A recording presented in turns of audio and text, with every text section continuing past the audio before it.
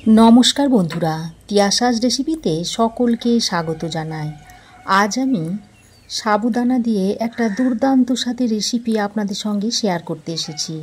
যে কোনো উপবাসের দিন আপনারা এটা তৈরি করে নিতে পারেন, আর খেতে অত্যন্ত সুস্বাদু হয়।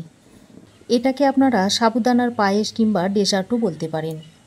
এই সাবুদানার রেসিপিটা বানানোর জন্য এখানে আমি এই বাটির মাপ করে 1 বাটি সাবুদানা নিয়েছি, আর ছোট দানার সাবুটা আমি এখানে নিয়েছি। তবে যে কোনো সাবুদানা আপনারা নিতে পারেন। এবার এই রেসিপিটা বানানোর জন্য প্রথমেই দেখুন এখানে আমি একটা কড়াইয়ে বেশ পর্যাপ্ত পরিমাণে জল আগে থেকে ফুটতে দিয়েছিলাম। এবার এই ফুটন্ত জলের মধ্যে এই সাবুদানাটা দিয়ে দিচ্ছি। তারপর সাবুদানাটা গরম জলের মধ্যে দিয়ে ভালো করে নেড়েচেড়ে মিশিয়ে নিচ্ছি। তারপর 1-2 মিনিট মতো এটাকে ফুটিয়ে নেব। আমি এইভাবে করছি, তবে আপনারা চাইলে 3 ঘন্টা সাবুদানাটাকে ভিজিয়েও রেখে দিতে পারেন। তাছাড়া ফুটন্ত গরম জল ঢেলে সেটাকে 15 থেকে 20 মিনিট রেখেও দিতে পারেন। দেখুন 1-2 মিনিট মতো সাবুদানাটাকে গরম জলের সঙ্গে আমি ফুটিয়ে নিয়েছি। এবার গ্যাসের ফ্লেমটা বন্ধ করে এটাকে ঢাকা দিয়ে 15 থেকে 20 মিনিট মতো রেখে দিচ্ছি। ওদিকে সাবুদানাটা রেস্টে থাকতে থাকতে এদিকে আমি ততক্ষণে পায়েসে দেওয়ার জন্য একটু কনডেন্স মিল্ক তৈরি করে নিচ্ছি। তার জন্য কড়াইয়ে দিয়ে দিচ্ছি এই বাটির 1 বাটি মিল্ক পাউডার, দিয়ে দিচ্ছি 1 বাটি চিনি,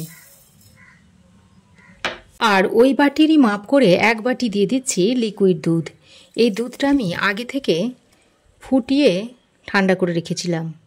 এখন গ্যাসের ফ্লেম অন করে চিনি, মিল্ক পাউডার আর লিকুইড দুধটা দিয়ে ভালো করে নেড়েচেড়ে মিশিয়ে নিতে হবে। আর এ সময় গ্যাসের ফ্লেমটাকে লোতে রেখে নাড়াচাড়া করে নিতে হবে। এমনভাবে মেশাতে হবে দেখবেন যেন দলা পাকিয়ে না থাকে। আর গ্যাসটা অন করার পর দুধটা, লিকুইড দুধটা গরম হবে, আর পাউডার দুধটাও দেখবেন এর সঙ্গে ভালোভাবে মিশে যাবে, আর চিনিটাও গলতে শুরু করবে।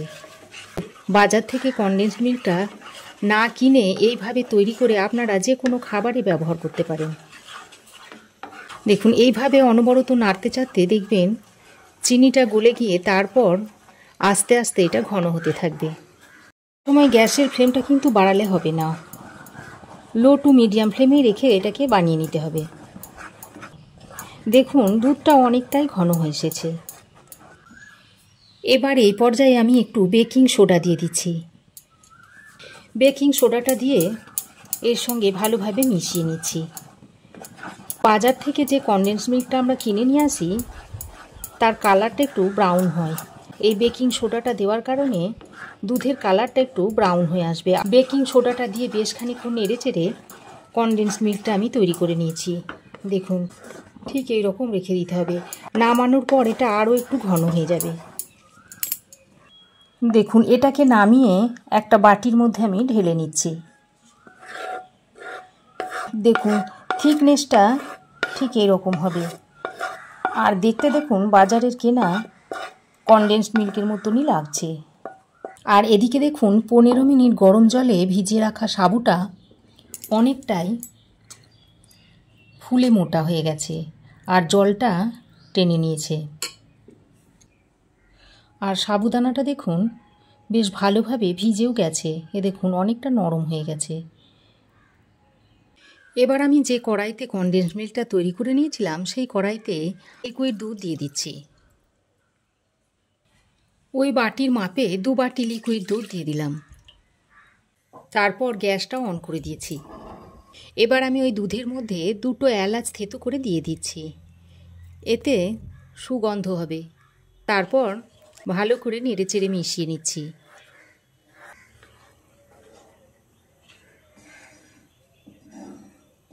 এবার আমি এখানে কিছু ড্রাই ফ্রুটস নিয়েছি। এর মধ্যে আছে কাজু, কিশমিশ আর পেস্তা।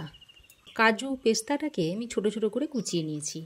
এবার এই দুধের মধ্যে অর্ধেকটা দিয়ে দিচ্ছি, আর বাকি অর্ধেক আমি রেখে দিচ্ছি ডেকোরেশনের জন্য। ড্রাই ফ্রুটসগুলো দিয়ে আবারও দুধের সঙ্গে ভালো করে মিশিয়ে নিচ্ছি।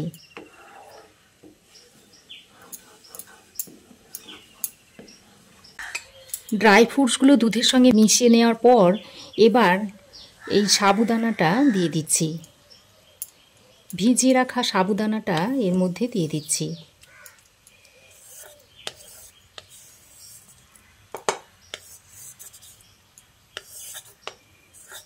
সাবুদানাটা দিয়ে দুধের সঙ্গে খুব ভালো করে মিশিয়ে নিতে হবে, যেন একটুও দলা পাকিয়ে না থাকে। এইভাবে একটু ভালো করে মিশিয়ে নিতে হবে। এই পর্যায়ে গ্যাসের ফ্লেমটাকে আমি একটু কমিয়ে দিয়েছি। যে কোনো উপোসের দিন এই সাবুদানার পায়েসটা বানিয়ে আপনারা খেতে পারবেন। তাছাড়া এই গরমের দিনে এরকম একটা সাবুদানার ডেজার্ট তৈরি করে কিছুক্ষণ ফ্রিজে রেখে তারপর খেলে বেশ তৃপ্তি আসে। দেখুন সাবুদানাটা খুব ভালো করে দুধের সঙ্গে মিশিয়ে নিয়েছি। এবার 2-1 মিনিট এটাকে ফুটিয়ে নিতে হবে। যেহেতু আমি সাবুদানাটাকে গরম জলে সেদ্ধ করে নিয়েছি, তাই খুব বেশি ফোটানোর দরকার নেই। দেখুন সাবুদানাটা দিয়ে 2 মিনিট মতো দুধের সঙ্গে ভালো করে ফুটিয়ে নিয়েছি। আর দেখুন সাবুদানাটা খুব ভালোভাবে রান্না হয়ে গেছে। দেখুন একটুও কাঁচা নেই। দেখুন এখনও পর্যন্ত কিন্তু আমি এই পায়েসের মধ্যে চিনি ব্যবহার করিনি। এবার আমি এই যে কনডেন্স মিল্কটা তৈরি করে রেখেছিলাম তার মধ্যে থেকে অর্ধেকটা আগে দিয়ে মিশিয়ে নিচ্ছি। অর্ধেকটা কনডেন্স মিল্ক দিয়ে আমি প্রথমে মিশিয়ে নিচ্ছি। আর যেহেতু এই কনডেন্সড মিল্কের মধ্যে চিনি মেশানো আছে, তাই আমি আলাদা করে আর এর মধ্যে চিনি দিলাম না। এটাতেই কিন্তু মিষ্টি হয়ে যাবে। দেখুন অর্ধেকটা দিয়ে খুব ভালো করে মিশিয়ে নিয়েছি, বাকি অর্ধেকটাও এর মধ্যে মিশিয়ে নিচ্ছি। পুরো কনডেন্স মিল্কটাই আমি এই পায়েসের মধ্যে দিয়ে দিলাম। এবার খুব ভালো করে নেড়ে চেড়ে মিশিয়ে নিচ্ছি। এই কনডেন্স মিল্ক দেওয়ার পর আর বেশিক্ষণ রান্না করার দরকার নেই। এবার আমি গ্যাসের ফ্লেমটাকে বন্ধ করে দিচ্ছি। আর এর থিকনেসটা দেখুন ঠিক এরকম থাকবে, কারণ ঠান্ডা হবার পর এটা আরও একটু জমে যাবে। দেখুন সাবুদানার পায়েসটা তৈরি হয়ে গেছে। এখন আমি ঢাকা দিয়ে কিছুক্ষণ রেখে দেওয়ার পর আপনাদের সার্ভ করে দেখাবো। দেখুন ঢাকা দিয়ে পায়েসটা বেশ খানিকক্ষণ রেখে দিয়েছিলাম, এর ফলে পায়েসটা অনেকটাই ঠান্ডা হয়ে গেছে। আর দেখুন ঠান্ডা হবার পর পায়েসটা বেশ ঘন হয়ে গেছে। এই সময় আমি 1 চামচ মতো ঘি এই পায়েসের মধ্যে অ্যাড করে দিচ্ছি। তারপর পায়েসের সঙ্গে ভালোভাবে মিশিয়ে নিচ্ছি। এই সময় যদি ঘিটা দেওয়া হয়, স্বাদ ও গন্ধ দুটোই কিন্তু সুন্দর হয়। দেখুন ঘিটা দিয়ে পায়েসের সঙ্গে ভালোভাবে নেড়েচেড়ে মিশিয়ে নিয়ে এবার পায়েসটাকে আপনাদের সার্ভ করে দেখাচ্ছি। এটা খেতে অত্যন্ত সুস্বাদু হয়, আপনারাও একবার বানিয়ে খেয়ে দেখবেন। এবার আমি এই পায়েসটা আপনাদের সার্ভ করে দেখাচ্ছি।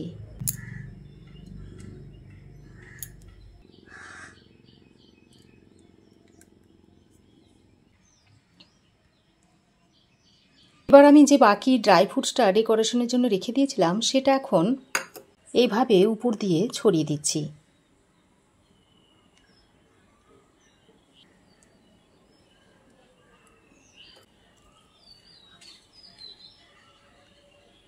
তো বন্ধুরা, আমার এই আজকের সাবুদানার পায়েস বা সাবুদানার ডেজার্টের রেসিপি আপনাদের কেমন লাগলো অবশ্যই একটা কমেন্ট করে জানাবেন।